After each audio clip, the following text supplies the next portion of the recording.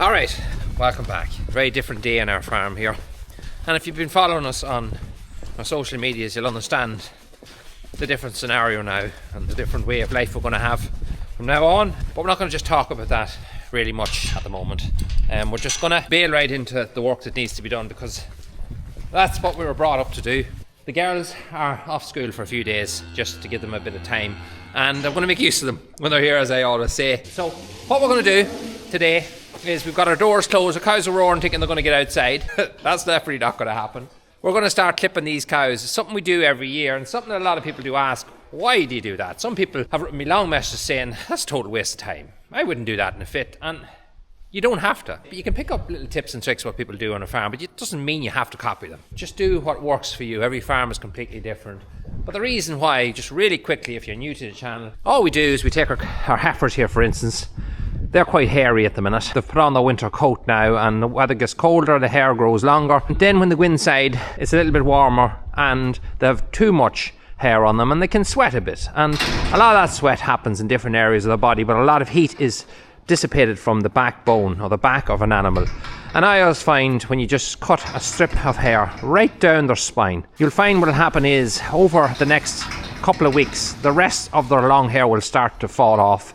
They'll start to get a really nice shine to them. They'll start to thrive better in both their appearance and their performance over the coming weeks after you do that. But I also do down their back legs as well. I do the back of their elders. In general, when the hair is not there, nothing sticks to it, and cows just look a lot cleaner, and it's nice to bring them into the parlour then when they're clean, and that's just the reasoning behind it. Also want to get them in and get them dosed for worms and fluke, just a general time of year to do that work. Let's tear into it. Sophia, if you want to close that gate over and open that one outwards, I'll bring them up then, you can stop them just in there.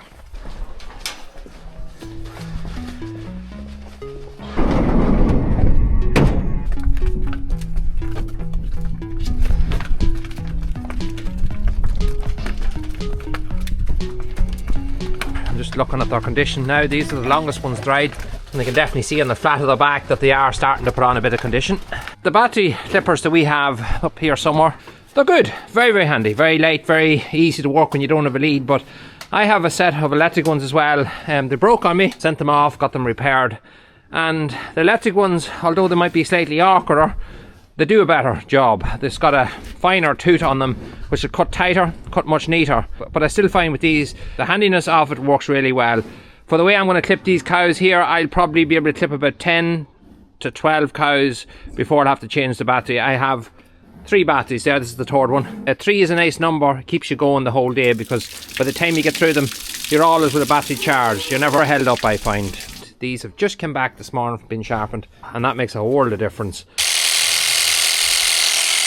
If you look here in the coal, just holding the camera, you can see the dryness. See it coming up to the surface there?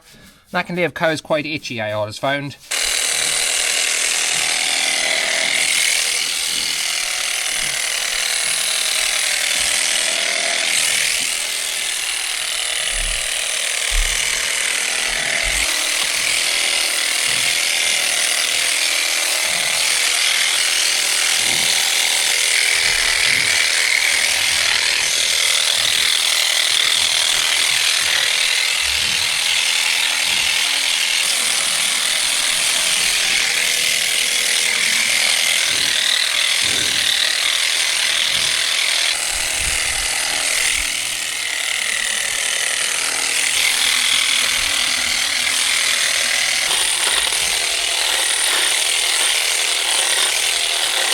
The coach is saying to me there, which is a wise thing, should we get a face mask, because there's little tiny hairs, they go in places you don't want them. Now, a bit of a disaster here, just we're starting. I'm not going to go to the co-op today because I want to get a few done, but the top that goes on to the stuff that we're using broke. And now I have to put it into a jar, and I'm just sucking it manually out of it, so we'll make it work for the day, but yeah, it looks a bit stupid looking.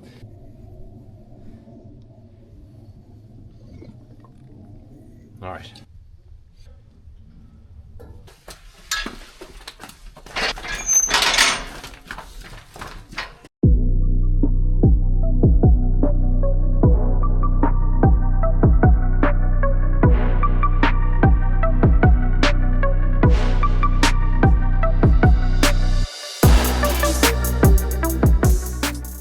Right, some people ask, what's the idea of the red on the cow's back? Some of the cows' backs. And the red tape on their tails.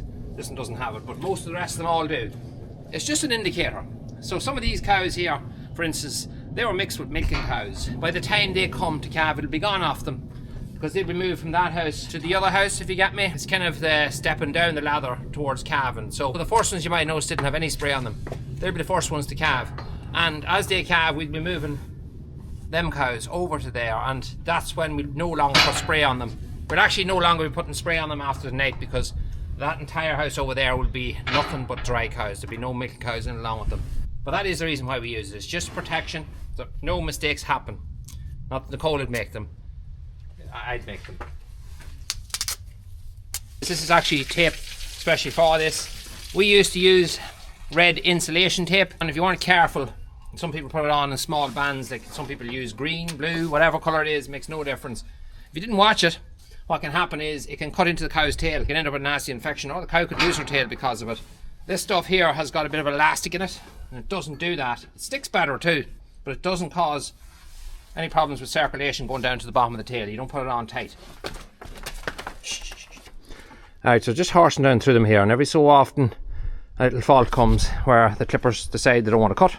So I'll give you an idea here. See that there? The clippers aren't cutting no more. You're just forcing through the hair. It's just basically brushing the hair. So it can be caused because they're getting blunt, but it's just happened all of a sudden here. I do have a spare set of blades, but I'm going to just loosen them because some hair can get stuck just in between the teeth of the blade and force them slightly apart, and that can cause that. There we go.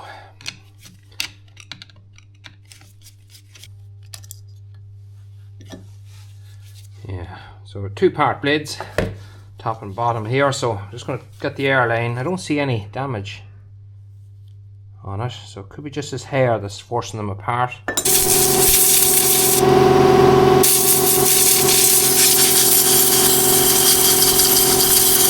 Sits back down there. Now this guy here is broken. It's a little kind of a bite that holds it in place, a plastic fella. I wish they made it out of steel. Plastic broke nearly instantly when we started using these clippers. So I'll just patch it back together again. I'll see can I find the actual part for it someday. I do have another set here that are sharp as well. It was sharpened this morning, so I'll see what this does first. Get in here, hopefully charge. Yep. Put the battery in. Won't lie, I felt a bit tempted to stick that compressor nozzle up my nose and blow out the other side. Right, so now them animals are done. We're going to start working on our heifers this morning. Now we're not going to put you through the whole laborious thing of watching us clip the heifers, because you know now how we clip our heifers. We're not going to put you through that. But what I am going to show you is something else that we're going to be doing, and that is we're going to be swapping collars and putting them over to our heifers. So at the minute there's 3 here, there's 2 outside drying and just washing at the minute. We have 11 heifers that need collars. We have a deficit of 6 there. But them 6, as we calve our cows, we will be selling some cows. And as we sell, then we'll swap our collars over to them. So we do have enough to cover the heifers and the cows. We'll just do that as time goes on and animals calve and such. So what I'm doing this morning is I'm picking out the first 5 heifers that are going to calve, and I'm going to put the collars on those. The reason for that is they'll be the first 5 cows that will come back in heat. Collars need time to build a profile. Now we're way ahead of time here at the minute. It only needs about 3-4 weeks before you'll get a full profile picture on your animals, and the health stats will kick in and the heat stats will kick in. I think it was around 3 weeks when I fitted these collars that started to work. So you must remember these are kind of work like a Fitbit, and they have to get used to every individual cow's habits and what their normal habits is, and then is fit to diagnose or distinguish between what's normal and what isn't normal. That's how these things work in general. So what we're going to do, because it's nice and clean in here rather than doing it out there when we're clipping, we're just going to write in cow and we're going to write in tag. Simple as that. So all we're going to do here is we're going to write down the last 4 digits of the cow's number. I have her full number then down on the computer. I can click into it and it'll bring up all of her information. But behind me here on the whiteboard I have a markings of, like, I'll just show you. This Amazon could have been less than a tenner. Absolutely brilliant. They do rust over time, but I say they're not expensive. They're great for writing stuff down. I always lose the marker, so Nicole said it was a good idea to attach a rope to the marker, so I couldn't do that anymore. Here I've got cows I'm going to be drying tonight, and here is the first 5 heifers that will calve. So we're going to match a tag now, or match a collar to each one of these heifers. So I have an app on my phone, I have the software on my computer as well. These collars will need to be matched to them tag numbers. So all I do to do that is I loosen the thing here a wee bit, strap. So you don't need to write the whole code down, I just write this number here down. So 0822 6733. There's even a QR code there you can scan on your phone if you want to do it that way. But I just write the number down, and then later on tonight I'll go down to the computer and I will register these and activate them, basically match them up to that animal. It's not a complicated thing to do, but because I'm doing it this way this time, I don't want to have to keep looking at the number. So what I'm going to do is I'm going to get a little marker and I'm going to write the cow's number on the bottom here. It'll wear off, but it just means when I'm putting it on them, I'll know which is which. 71 there, so I'll know that's for her. Alright, we tiddle out here now, and the girls are just setting up cords here across the yard. We could take the heifers out through the dry cows, we could move the dry cows out of the way, but we're not going to bother doing that because hopefully they'll be settled enough. We'll just make a little tunnel here, which the girls have done, and we'll just bring them across here into this yard with the hope that they won't go too mad. Right there, Nicole, work away. They'll be a bit afraid. There goes Crooked Tail, that's the ringleader. Come on, up. And there we are. But one thing I am happy to see, you can see the backs there, if you look. Got a nice flat back on that heifer there, so lovely bit of condition. Got a bit to go yet, but there's a nice condition in them heifers. I like the style that they're in. You'll see the numbers at the back. You'll see I have numbers like 67, 71. See that? Yeah. So that's the last numbers. That's the ones we get. Figure out which is the way these go on. Here is 67 now with her collar on. Takes a wee while to get used to putting back on the collars. It's a while since I did it, but when you're using an old collar, sometimes it can be quite hard, and it doesn't just be as easy to tighten. And just getting it right, even looks loose there, but then, sorry, when she lifts her head, it's, you know, it's, I might just tighten it slightly. What is our heifers done? The girls, I was just going to tell them to come up with the crush a little bit of a clean, because we have a lot more work to do with cattle. We're not nearly through them all. We'll be drying off some cows tonight, and we'll keep on clipping every 5-10 cows we've dried. We'll clip and dose them. But yeah, they just jumped ahead in front of me and they're already clean, so I can't keep up with the speed of them anymore. We do have to put back the cover on our pit here. This update on the silage pit really quick. It's lovely silage. It's got a lovely smell to it. It looks nice. I haven't tested it yet, but the cows are loving it. But I probably will take a test of it for the crack of it anyway and see what it's like. I said in the video when we opened it, the top looked good. I want to go back on that. The top is not that good. I expected it to be, when I'd moved the cover back, that we'd be in a clean layer of silage underneath that. It's not the case. It's getting clean, but as you can see, we started off there. We've put the cover back now maybe 4 times, 5 times. We have still got rot on the very top. Do you see that? So that's not good. You see mould coming down? Look how far it came down into the stuff as well. Now, that's just the surface that's been uncovered a while. If I squeeze it, you'll see it's not that bad underneath, but still, look at that stuff there. That should not be like that. So I always look at the pit and you'd be scratching your head, as I am now, wondering how we gone through it too quick. But it's always the case.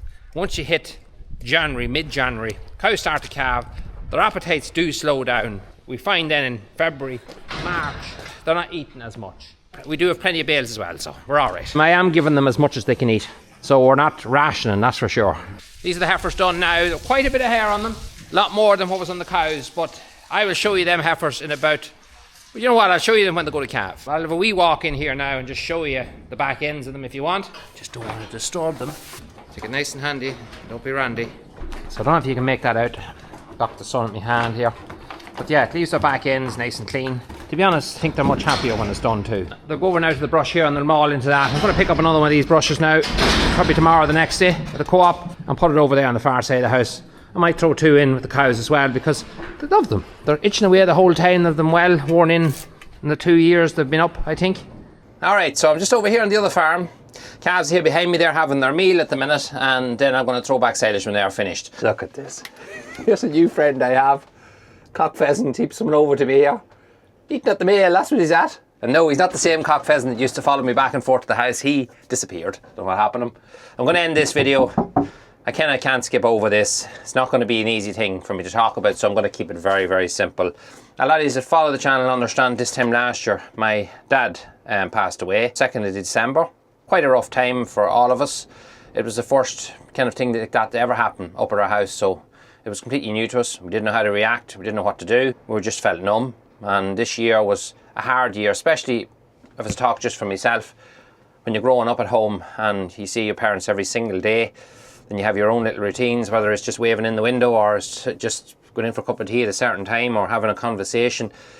All that changed. I did have to get on with it, and I did get on with it. But again, there's no rule book on how you should deal with these things. One thing I did mention when I made that video is I have to keep an eye on Mum. We all kept an eye on Mum, but we noticed the difference with her pretty much in a few weeks after that. Her appetite demised, and you could just see it on her. She was missing Dad, which was natural enough. Mum didn't show much emotion. She wasn't that type of person. Neither was Dad. I've never seen my father ever cry or ever get emotional like that, but I was a lot younger than the rest of my brothers and sisters, and they were telling me only there recently that he did, but he just went off into a room and locked himself into it, but you could hear him when his own parents had passed away. So I was actually glad to hear that in a way, because he wasn't this man that was made of steel. He was normal. He was human like the rest of us. So Mum had a tough year this year, and I think a lot of it was down to that. She had an illness as well, which didn't help the thing, but I think a lot of it was down to a broken heart. She had been in and out of hospital quite a bit, 8 times in fact this year, which is a lot even for a healthy person. It's a lot on the system, and it all took its toll. Unfortunately, 3 days before my father's year anniversary, Mum passed away, which was only there a short time ago. Hard to put it into words. We knew this day was coming, but you're never prepared for it. You're never prepared for it, no matter what you do. I'm not going to look at it as sorrow. I'm not going to talk about that into things, because it's too soon for that. I don't think I want to do that anyway, but there are a few things that I can mention. Though it's been a tough year, and it will be tough in the near future still, there are positives we can take from it. She's with Dad now. She didn't want to be away from him. The both of them are together now, and that does bring comfort. I do look at it that way. And I don't feel my parents aren't here. I feel my parents with me every single day, and simple little things like a memory or talking about them, that brings them back to life. And I'm fit to talk about my parents, and I thought I'd never be able to do that for a long time, but I actually am. We had lots of conversations throughout our family here over the last few days, little things that our parents used to do when they were younger and stuff, and we'd have a laugh about it, you know. And that's nice to be able to do that. You won't always be able to do it every day, but there's days you can. Someday I will make a video when the time's right, and I will tell you a few things about my parents and what they did. There are none other things apart from milking cows. It wasn't always that way. I'll go back further. There are sheds up there that I didn't show you, where they raise pigs, chickens, stuff like that. So I'll just give you some ideas, some funny stories. We'll make it a fun video on my parents' life and how it differs from the life we live now. But there are a lot of things I take from my parents' lives that I'll always cherish. And one thing I remark is how happy they were. Happy they were with the simple things. My mother loved gardening. My father loved farming. And they didn't need much else. And obviously their family. They loved their family. The bringing up of us was shrewd. It needed to be. But we felt protected by our parents. Always very protected by both our parents. And that was a nice feeling to have, especially when you were young. So we're blessed to have such good parents. And our children were blessed to have such good grandparents. I'm starting now, stop, no more. One thing I do want to share before I leave today's video, and it's actually it's an important thing for everybody, grief.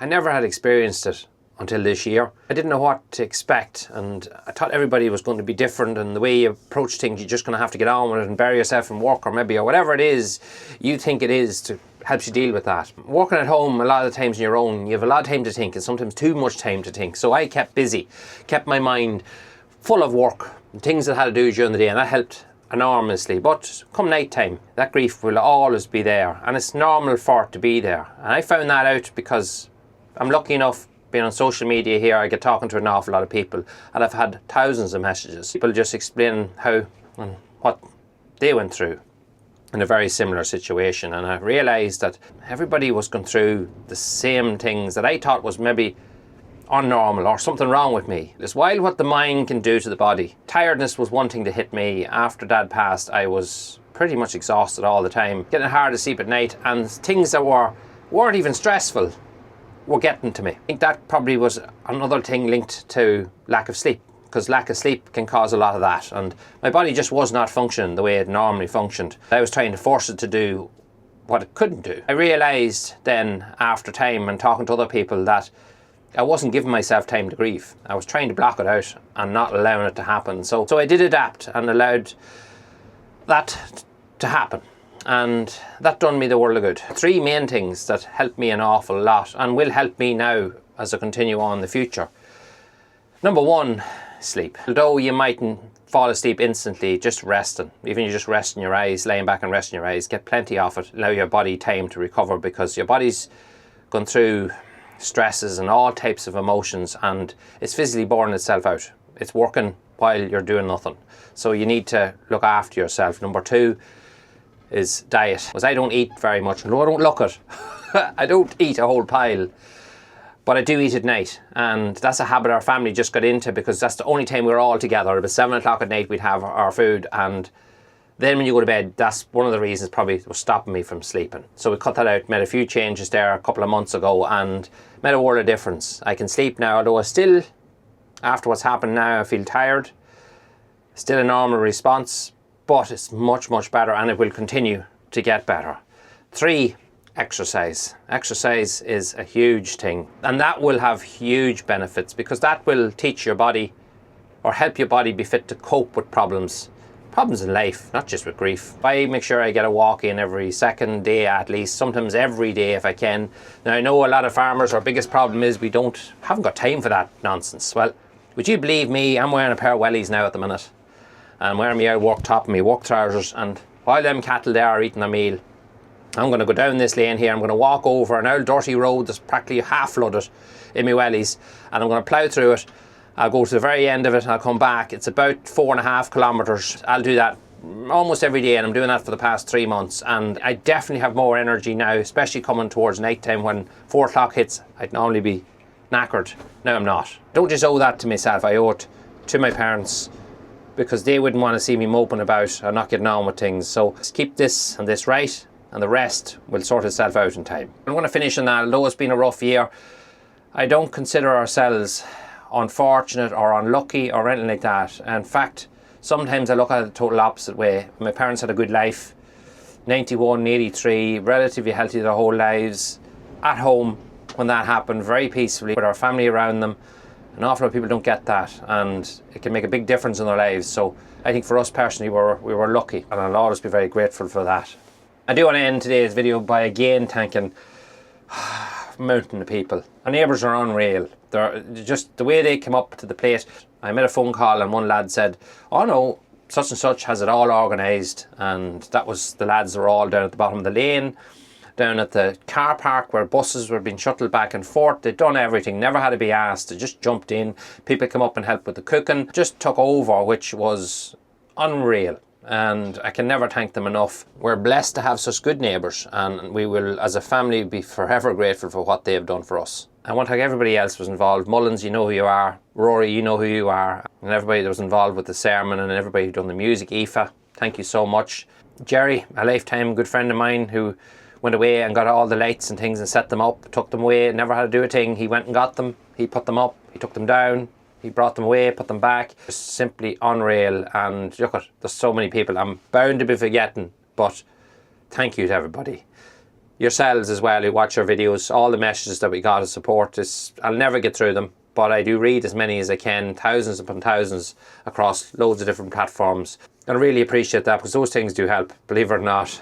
I mightn't get back to you, but I do read most of them and they do help. And it's also nice to see the similarities between families and how people deal with these sort of things, because you never know what you're supposed to do or how you're supposed to react, and that has helped us an awful lot. Now, although I wasn't posting any videos this last 2 weeks, I have a lot of footage taken. We have a lot of work done. This is only the minor stuff doing the cattle, but we have our trailer now finished. It's going as maiden voyage maybe tomorrow to pick up its first item. That will be the start of another project. We are tearing the digger apart at the minute to get the rams and stuff fixed in the back of that, get a bit of wiring done it too. We've done a bit of farm upgrade work, was badly needed, and my Jeep decided it would lay down, which it never has done yet, but it did. We have a lot happening now. Me and the girls are going to start splitting logs over here now to have a good stack of sticks stacked up for next Christmas. We always do it a year beforehand. And then the sawing up of the trees will start. So yeah, not an awful lot happening. We'll see you soon.